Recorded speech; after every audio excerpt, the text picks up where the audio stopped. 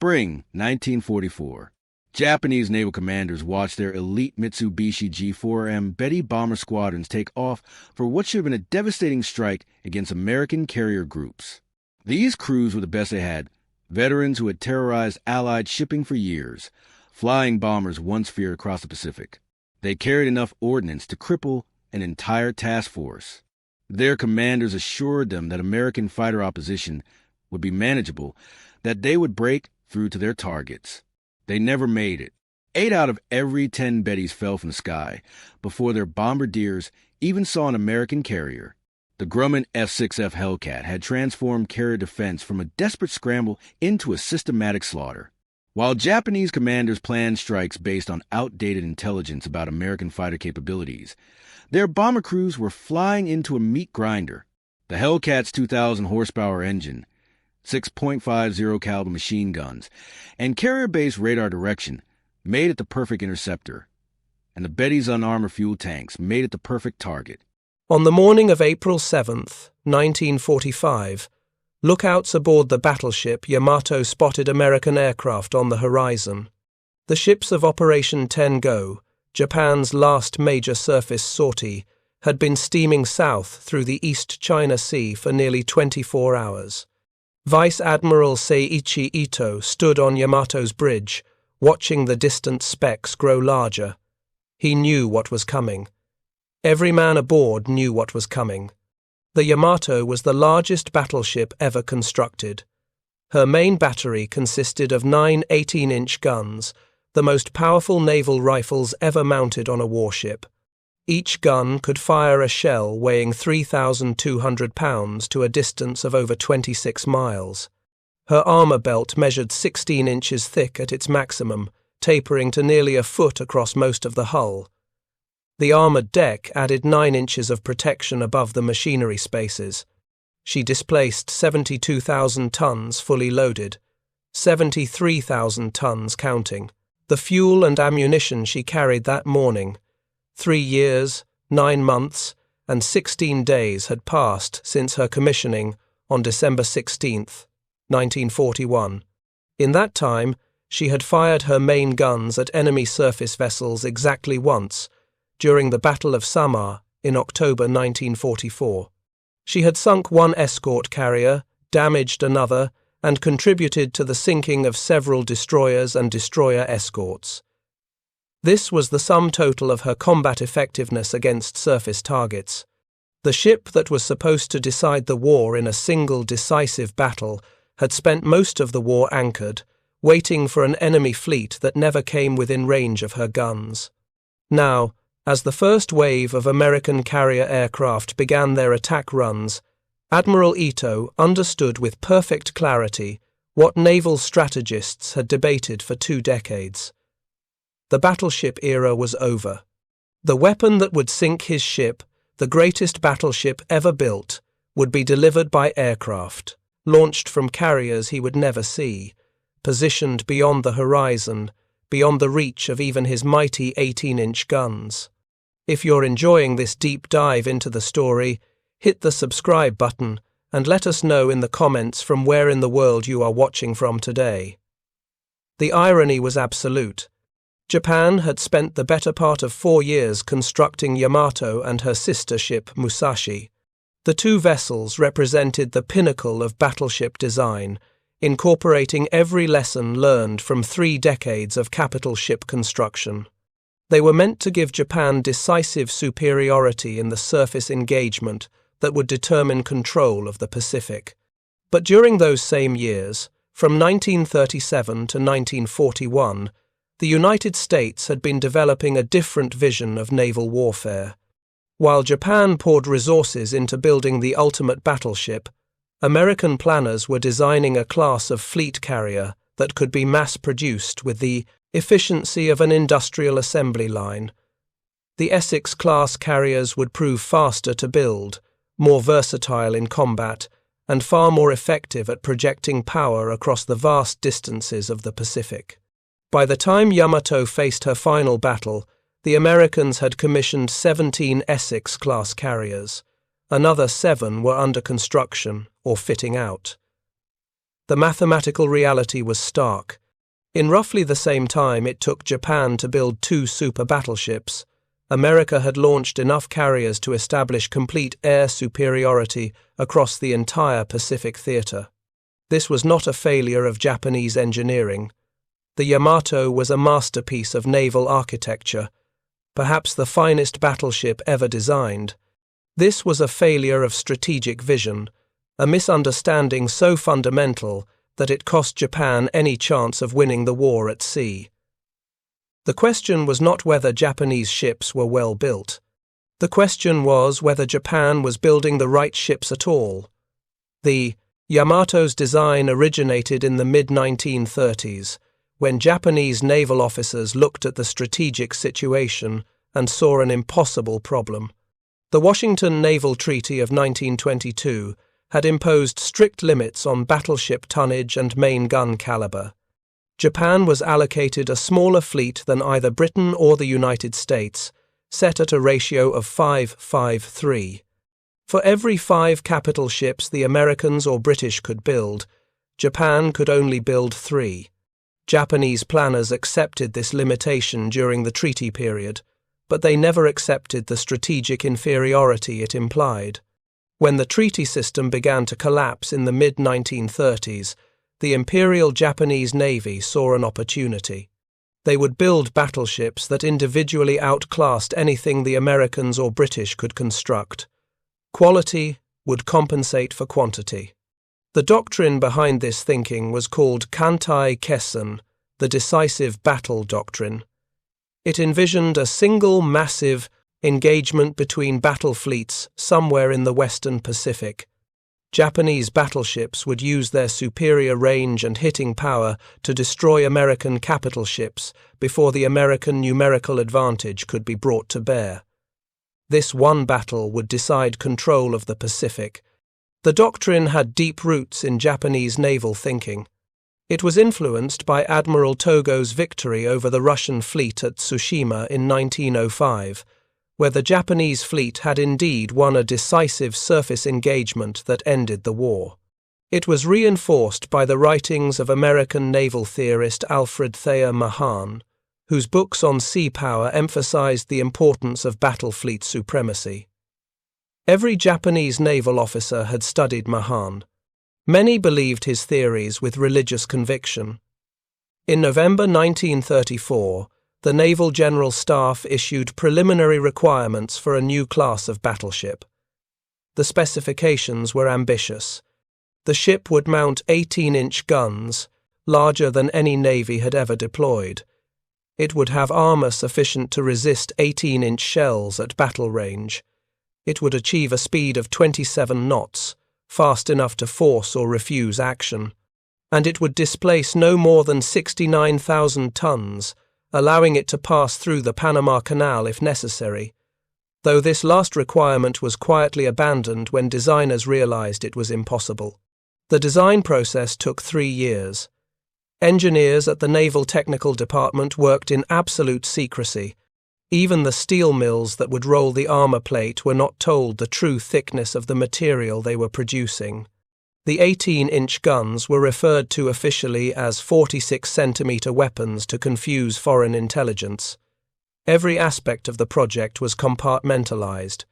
Yamato's keel was laid at the Kure Naval Arsenal on November 4, 1937. The construction slip had been modified specifically for this project, with taller cranes and reinforced foundations to handle the unprecedented weight. Enormous sheets surrounded the slip, hiding the work from observation. Guards patrolled constantly. Workers were forbidden to discuss any details of the project, even with their families. The ship grew slowly, immensely. The double-bottom structure alone required months of work. The armor belt, forged from special steel and face-hardened to maximum resistance, was installed plate by plate. Each turret, weighing over 2,700 tons, required its own barbette structure extending deep into the ship.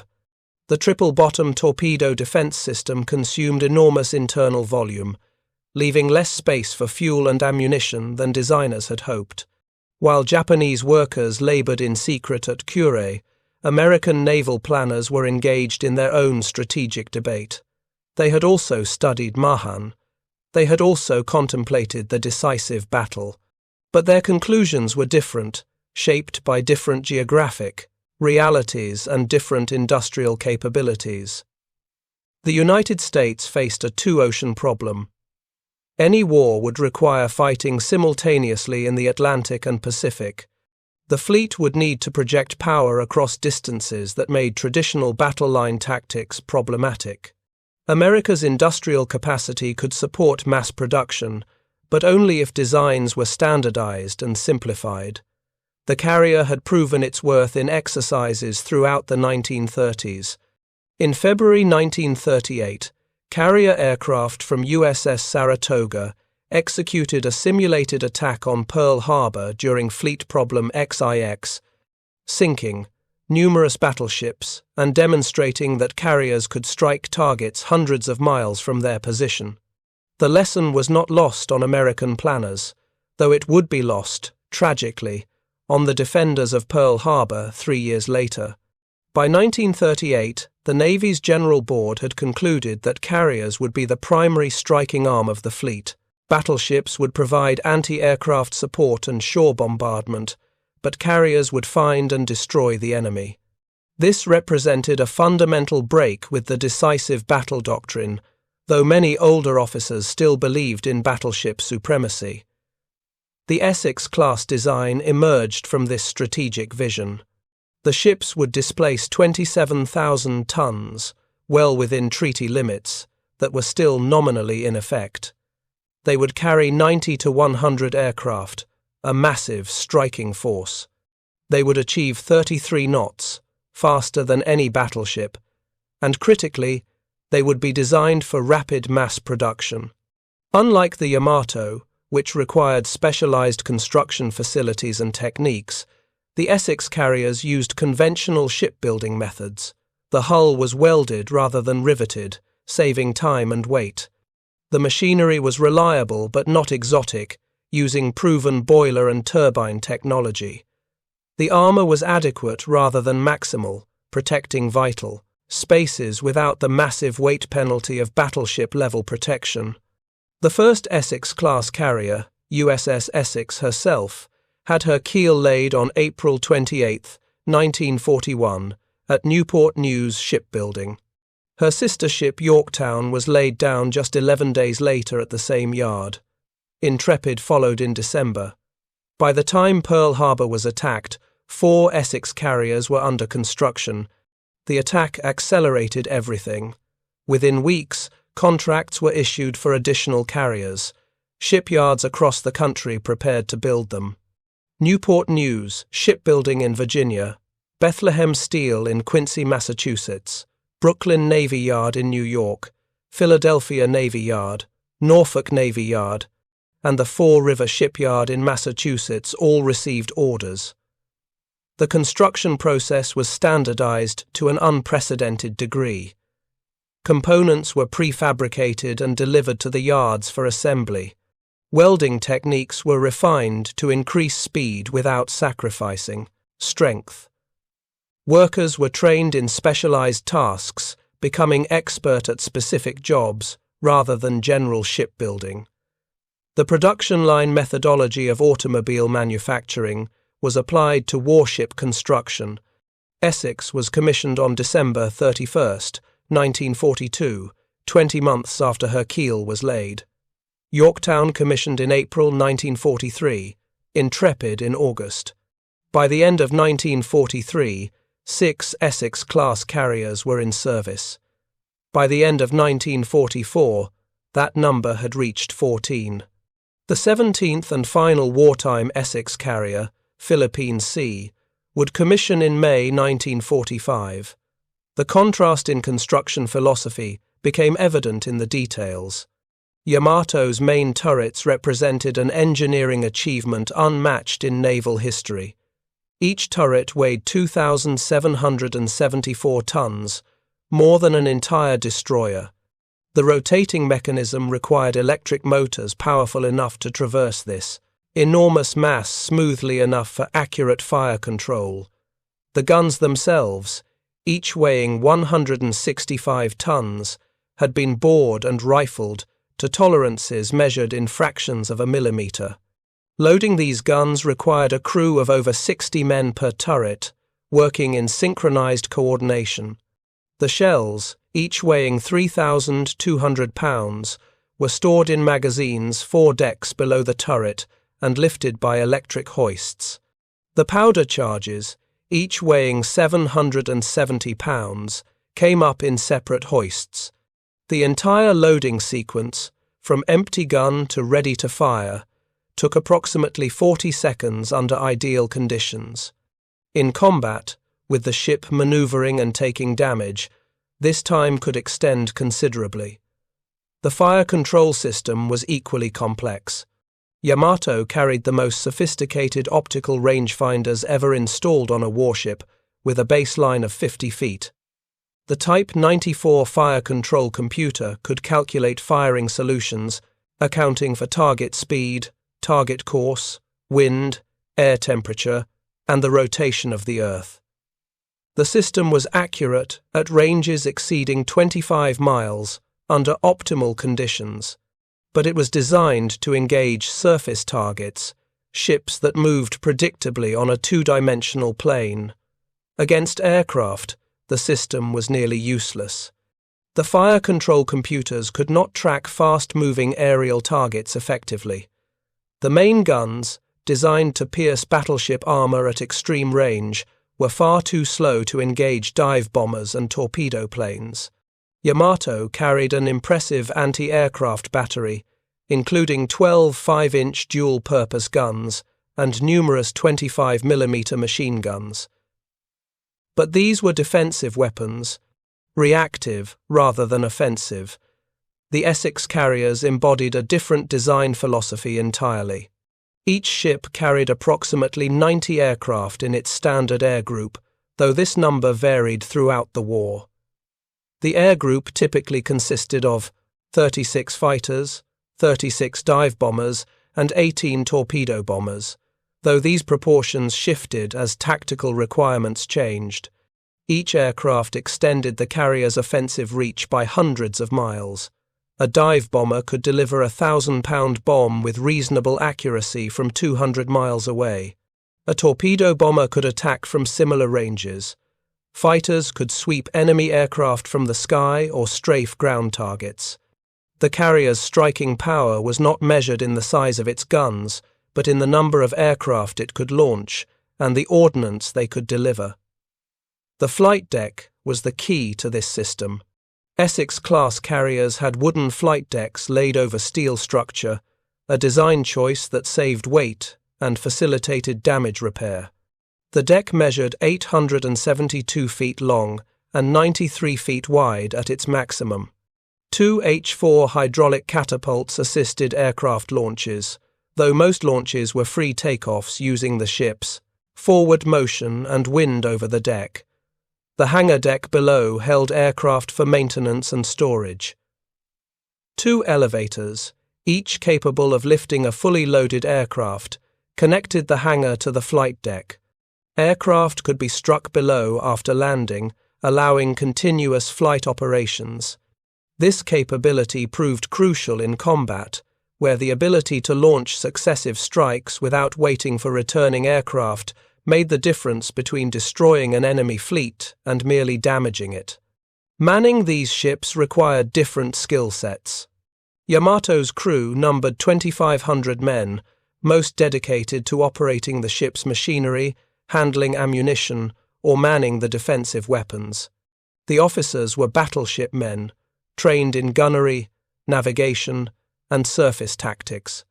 Essex carriers carried crews of 2,600 ships company, plus the air group of approximately 2,000 officers and men.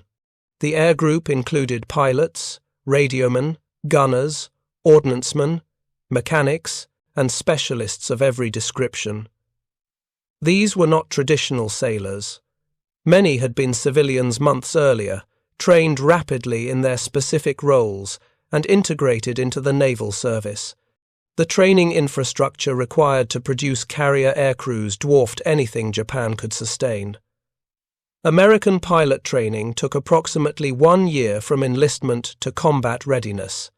Students flew hundreds of hours in training aircraft, learning navigation, gunnery, bombing, and carrier operations. They practiced landings on training carriers in Lake Michigan, where crashes would not result in pilots drowning in the ocean. They studied recognition of enemy aircraft and ships. They learned radio procedure, formation flying, and tactical coordination. Japan's pilot training program, by contrast, had been reduced to months by 1944. Fuel shortages, limited flight hours. Aircraft were needed for combat operations rather than training. Instructors were pulled from training, duties to fill combat rosters. The result was predictable. American replacement pilots arriving at carrier squadrons in 1944 had skills comparable to veterans. Japanese replacement pilots were barely competent to find the enemy, much less engage in complex aerial combat. Yamato's first major operation came in June 1942, when she sortied as part of Admiral Yamamoto's force during the Battle of Midway. She never came within 300 miles of enemy ships. American carrier aircraft found and destroyed 4 Japanese carriers, while Yamato steamed uselessly far to the rear, her powerful guns silent. The battle demonstrated precisely what carrier advocates had argued. Aircraft could find and destroy targets far beyond the range of even the mightiest battleship. The lesson went unlearned. Japanese Naval Command continued to view Midway as a temporary setback, rather than a fundamental validation of carrier warfare. Yamato remained the symbol of naval power, the ship that would win the decisive battle when it finally came. That battle seemed to arrive at Leyte Gulf in October 1944. The Japanese plan called for multiple forces to converge on the American landing fleet, catching it between surface striking forces, while land-based aircraft attacked from Philippine bases. Yamato sailed as flagship of Admiral Kurita's center force, the most powerful surface formation Japan had assembled since the war began.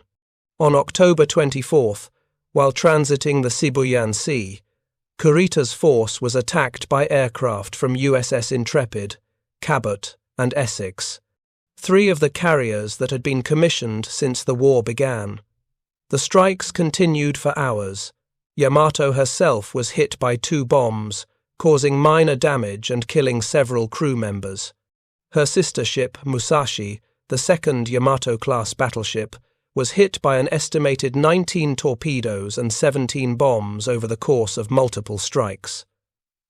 Musashi capsized and sank, taking over 1,000 men down with her. Yamato survived, her heavy armor and damage control systems proving effective. But the attack demonstrated the fundamental problem with battleship-centered naval warfare. Kurita's force had no effective way to strike back. His anti-aircraft fire shot down some attackers, but could not stop the strikes. His ships could not maneuver fast enough to avoid torpedoes. His force was effectively helpless against an enemy positioned beyond visual range. The next day, Kurita's force broke through San Bernardino Strait and fell upon the American escort carriers of Taffy 3 off Samar. This was the surface engagement the Yamato had been designed for, battleships versus carriers at close range. Yamato opened fire with her main battery, engaging the escort carrier Gambier Bay and several destroyers and destroyer escorts that counterattacked with suicidal bravery. The action lasted approximately 2.5 hours. Yamato fired 104 18-inch shells, along with hundreds of rounds from her secondary battery. She sank Gambier Bay and contributed to the sinking of several escorts, but the action was indecisive. American aircraft from the escort carriers attacked Kurita's force, sinking 3 heavy cruisers. American destroyers and destroyer escorts made torpedo runs that disrupted Japanese formations and caused Kurita to maneuver defensively. Most critically, Kurita broke off the action and withdrew before destroying the remaining escort carriers, believing he faced a much stronger force than actually existed. For Yamato, this would be the only time her main guns engaged enemy surface ships. She had finally fought the kind of battle she was designed for, and the results were disappointing. The escort carriers she fought were small, slow conversions of merchant hulls, not the fleet carriers that represented real striking power. Even against these secondary targets, surrounded by only a handful of escorts, Yamato and her accompanying battleships failed to achieve decisive victory. If you find this story engaging, please take a moment to subscribe and enable notifications. It helps us continue producing in-depth content like this. The Essex carriers were experiencing a very different war. These ships operated continuously, launching strikes against Japanese positions from the Marshalls to the Philippines to Okinawa. They supported amphibious landings, providing close air support for Marines fighting ashore. They conducted anti-submarine patrols. They shot down Japanese aircraft by the hundreds during the Great Carrier Battles of 1944. At the Battle of the Philippine Sea in June 1944, 7 Essex-class carriers participated in what would be remembered as the Great Marianas Turkey Shoot. Japanese naval aviation, attempting to strike the American invasion force at Saipan, was annihilated. American fighters from the Essex carriers shot down 376 Japanese aircraft in a single day. Japanese air crews trained over months rather than years could not compete with American pilots who had trained for over a year and were flying superior aircraft. The disparity in construction time told its own story. Yamato required 45 months from keel laying to commissioning, from November 1937 to December 1941. Her sister Musashi took 41 months. These ships required specialized facilities that could not be replicated easily.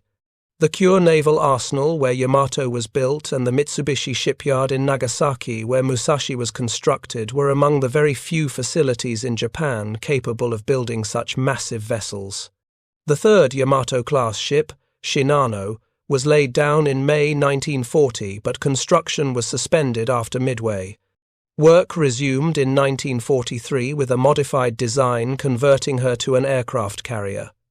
She was commissioned in November 1944 and sunk by the American submarine Archerfish 10 days later, having never conducted flight operations. The fourth planned Yamato-class ship was cancelled and scrapped on the ways. Essex-class construction times improved dramatically as yards gained experience. Essex herself took 20 months from keel to commissioning. Later ships were completed faster. Bunker Hill took 17 months. Hancock took 15 months. The yards learned to work efficiently, applying mass production techniques that steadily reduced construction time. Multiple yards building simultaneously multiplied the effect. In 1943, 6 different shipyards were building Essex carriers. In 1944, this had expanded to 7 yards. When one yard encountered delays, others continued producing ships. When workers at one facility developed better techniques, those techniques spread to other yards. The system was resilient, adaptive, and overwhelmingly productive. The resource allocation told the story in different terms. Yamato consumed approximately 72,000 tons of steel in her construction. Musashi required similar amounts. 2 ships consumed 144,000 tons of steel, plus the specialized armor plate that required special production facilities. Each Essex carrier used approximately 20,000 tons of steel. 17 carriers consumed 340,000 tons, more than twice what the 2 Yamato-class battleships required. But this comparison understated the true disparity, because the steel in an Essex carrier did more than the steel in Yamato. The carrier projected power through its aircraft, multiplying its effectiveness far beyond what tonnage alone suggested. The manning requirements revealed another dimension of the problem. Yamato and Musashi together required crews of approximately 5,000 men. These were highly trained specialists, many of them career sailors who had served for years in the Imperial Navy. Their training took years. Their expertise was difficult to replace. 17 Essex carriers required ships companies totaling approximately 44,000 men, plus air groups totaling approximately 34,000. Nearly 80,000 men operated these 17 ships, 16 times the manpower of the two Yamato-class battleships. But American training infrastructure could produce these men. Schools trained pilots, mechanics, radiomen, gunners, damage control specialists, and every other rating needed. The system could replace losses, expand as needed, and maintain quality while increasing quantity. Japan could not match this. Japanese industry operated on smaller margins with fewer resources. Steel production peaked at about 7 million tons per year, compared to American production exceeding 80 million tons. Aluminum production, critical for aircraft construction, was measured in tens of thousands of tons in Japan, while American plants produced hundreds of thousands of tons. Oil supplies, restricted by American submarines sinking tankers, limited training and operations alike. The strategic situation by late 1944 made these disparities decisive. Japan had lost most of its trained naval aviators in the battles of 1942 and 43. Replacement pilots were inadequately trained and flying inferior aircraft against American pilots in superior planes. The carrier force had been essentially destroyed at Philippine Sea. Surface ships could not operate without air cover against an enemy with overwhelming air superiority. Operation Tengo was conceived in desperation. By April 1945, Okinawa was under American assault. The island was considered part of Japan's home territory, administratively part of Kagoshima Prefecture. Its loss would place American forces less than 400 miles from the Japanese home islands. The combined fleet had few operational ships remaining, but Yamato still represented enormous, symbolic value. The plan was simple because there were no good options remaining. Yamato would sortie with a small escort force, sail to Okinawa, beach herself on the coast, and use her guns as shore batteries, while her crew fought as infantry. The mission was one way. Fuel was allocated for the voyage south, but not for a return trip. Every officer involved understood this was a suicide mission, though the word was never used officially. On April 6, 1945, Yamato departed Tokuyama with a screen of the light cruiser Yahagi and 8 destroyers. The force had no air cover.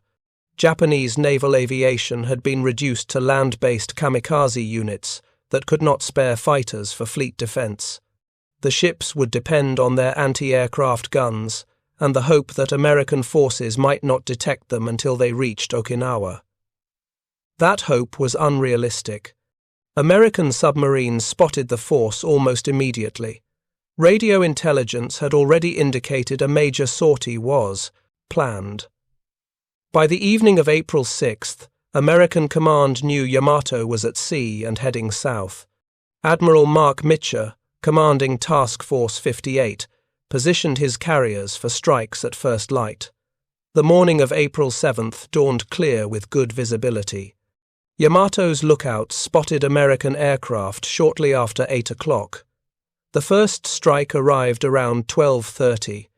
Aircraft from USS Hornet, Bennington, Belleau-Wood, San Jacinto, and Essex began their attack runs. More carriers launched follow-up strikes. By early afternoon, nearly 400 aircraft were attacking the Japanese force. The coordination was methodical. Fighters suppressed anti-aircraft fire, strafing gun positions and forcing crews to seek cover. Dive bombers attacked from high altitude, their 1,000-pound bombs aimed at the superstructure and deck. Torpedo bombers came in low, releasing their torpedoes at ranges of 500 to 1,000 yards, close enough for reasonable accuracy, but far enough to avoid the worst of the anti-aircraft fire. Yamato's anti-aircraft batteries fired constantly. The 5-inch guns engaged bombers at altitude. The 25mm machine guns created walls of tracers around the ship. Gun crews worked their weapons until bombs killed them or fires drove them away. The ship's armor resisted the bombs reasonably well. Several hit without causing critical damage. But torpedoes were different. The first torpedo struck the port side amidships, then another, then several more in quick succession. Yamato's elaborate anti-torpedo defense system, with its layered bulkheads and void spaces, absorbed the first few hits. But American torpedo bombers were concentrating their attacks on the port side, deliberately causing the ship to list in one direction. The tactic was standard doctrine, learned from sinking other battleships. Once a ship developed a significant list, its anti-aircraft guns could not depress or elevate properly, and its damage, control became more difficult. By 1:30 in the afternoon, Yamato had taken at least 8 torpedo hits, all on the port side. She was listing 15 degrees. Counterflooding to correct the list would reduce stability dangerously. Captain Kosaku Aruga ordered counterflooding anyway, trying to keep his ship upright and fighting. The list decreased slightly, but more torpedoes hit home. At 2 o'clock, the list reached 20 degrees. Water was flooding into spaces that should have remained dry. The ship was losing stability with each new hit. Engineering crews worked desperately to maintain power, but flooding was reaching the boiler rooms. Main battery turret crews continued firing their anti-aircraft guns, though the list made aiming nearly impossible. At 2:05 in the afternoon, the list reached 35 degrees. Yamato was clearly dying. Admiral Ito had moved to the emergency bridge after the main bridge was damaged. He ordered all remaining crew to abandon ship. Many could not. The ship was listing too steeply. Men on the high starboard side would have to climb down the hull to reach the water. Men trapped below decks had no chance of escape. At 2:23, Yamato's forward magazine exploded. The detonation was visible for over 100 miles, a massive fireball rising thousands of feet into the air. The explosion broke the ship's back. The bow section separated and sank immediately. The stern remained afloat for several more minutes before sliding beneath the surface. Of Yamato's crew of 2,700 men, only 280 survived. Admiral Ito went down with his ship, as did Captain Aruga. Most of the crew drowned, trapped in flooded compartments or pulled under by the sinking hull. The escorting light cruiser Yahagi and 4 of the 8 destroyers were also sunk. The surviving destroyers rescued what men they could and returned to Japan. The Essex carriers continued their war. After the strikes that sank Yamato, they returned to supporting operations at Okinawa. They launched combat air patrols to intercept kamikaze attacks. They struck Japanese airfields on Kyushu. They covered minesweeping operations and provided close air support for troops fighting ashore. This was the routine of carrier warfare in 1945, repetitive and exhausting but overwhelmingly effective. Several Essex carriers were hit by kamikazes during the Okinawa campaign. USS Bunker Hill was struck by 2 aircraft on May 11th, killing 396 men and causing severe fires. The ship survived and was repaired, though not in time to return to combat. USS Franklin had been hit earlier, in March, suffering over 800 casualties, but remaining afloat through extraordinary damage control efforts. USS Hancock was damaged. USS Intrepid was hit multiple times across different campaigns, earning the nickname Evil Eye from Japanese pilots who seemed to target her repeatedly. But damaged carriers could be repaired. Dead airmen could be replaced.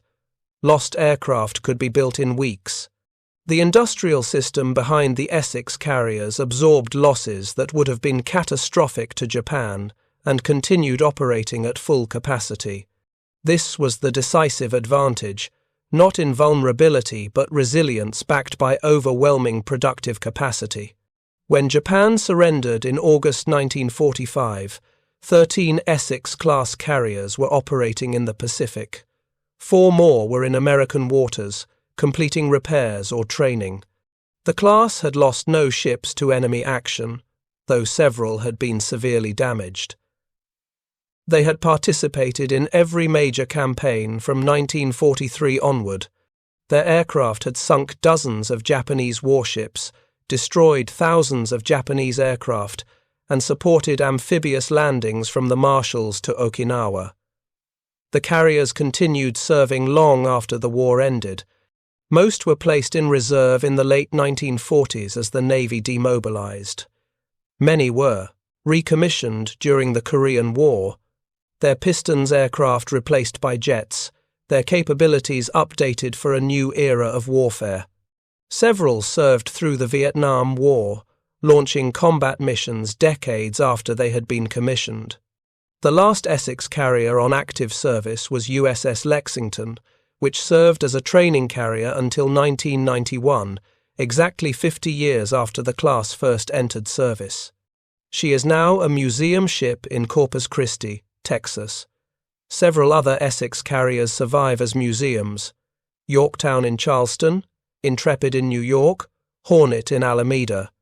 Visitors can walk their decks, see the ready rooms where pilots briefed before missions, stand on the flight decks where aircraft launched for combat. No trace of Yamato remains accessible to visitors. The wreck lies in nearly 1,200 feet of water east of Kyushu. The ship broke into multiple sections when the magazine exploded. The bow and stern rest separated by hundreds of yards. Japanese survey.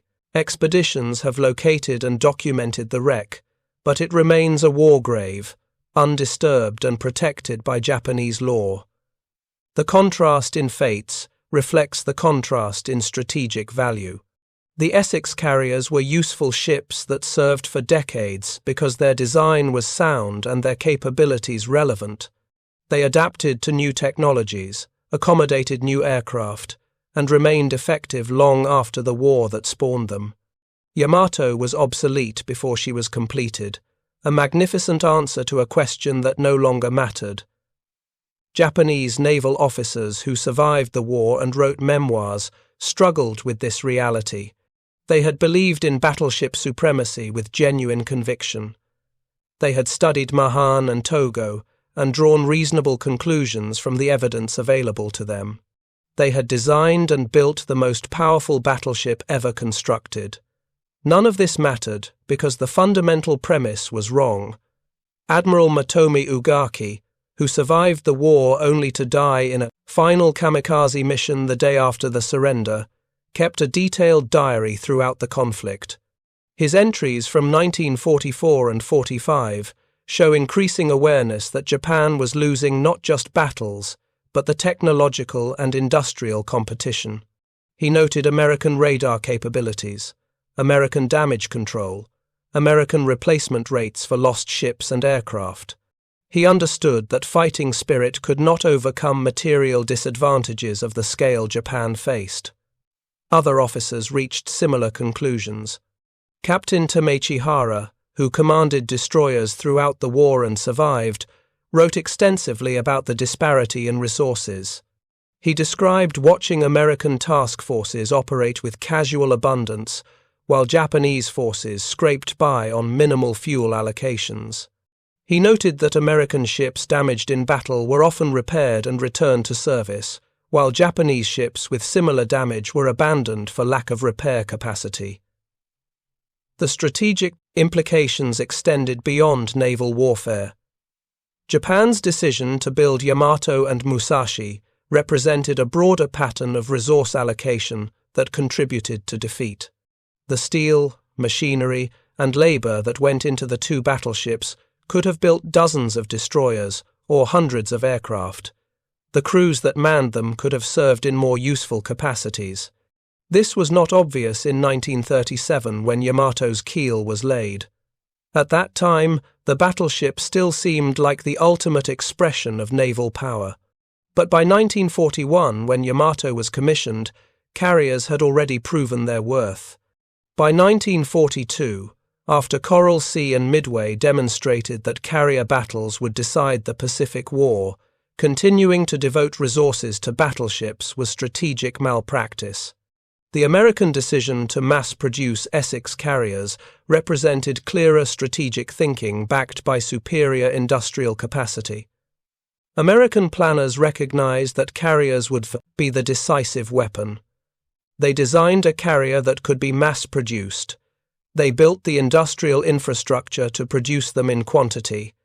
They trained the personnel to operate them. They integrated them into a coherent operational system that projected power effectively across vast distances. The result was inevitable. By late 1944, the American Pacific Fleet operated with overwhelming superiority in every category. More ships, better ships, more aircraft, better aircraft, more trained personnel, better logistics, superior radar and communications, and industrial backing that could replace losses faster than Japan could inflict them. Yamato's sinking merely confirmed what had been true since Midway. The battleship era was over. The decisive battle Japan had planned for would never occur because American carriers would never allow Japanese battleships to close to gun range. Air power projected from mobile platforms hundreds of miles away had made the most powerful naval rifles ever built irrelevant. The 3 years from late 1937 to late 1940 represented roughly equivalent construction periods for Yamato and the first 10 Essex carriers. In that time, Japan built one of the two most powerful battleships in history. America built the foundation of the carrier force that would dominate the Pacific for the rest of the war and beyond. The numbers told the story. 2 battleships versus 10 carriers, which later became 2 battleships versus 17 carriers. 72,000 tons of Yamato versus 340,000 tons of Essex-class hulls. 9 18-inch guns versus approximately 1,500 carrier aircraft. 2,500 crew on Yamato versus 40,000 ship's company and 34,000 aviators on the Essex carriers. But the true disparity was not in the numbers themselves. The true disparity was in strategic flexibility. Yamato could only fight the kind of battle she was designed for: a surface engagement at gun range. When that battle never materialized, she was useless except as a symbolic target. The Essex carriers could fight any kind of naval battle, strike enemy ships at ranges exceeding 200 miles, support amphibious landings, conduct anti-submarine warfare, intercept enemy aircraft, attack shore installations, mine harbors, conduct reconnaissance. They were adaptable tools that could be employed in whatever manner the tactical situation required. This flexibility, backed by industrial capacity to build carriers in quantity and train aircrews to operate from them, proved decisive. Japan's leadership had bet on quality over quantity, on the decisive battle over sustained operations, on traditional naval power over emerging technologies. Every assumption proved wrong. Every decision based on those assumptions contributed to defeat. The morning of April 7th, 1945, when Admiral Ito watched American aircraft approach, his doomed ship represented the final proof of strategic failure.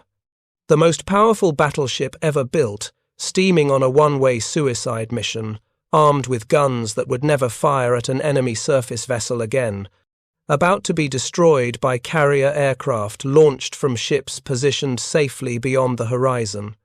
The mathematics of victory had been calculated 3 years earlier, when Japan laid down 2 battleships and America began building 10 carriers.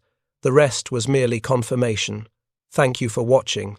For more detailed historical breakdowns, check out the other videos on your screen now, and don't forget to subscribe.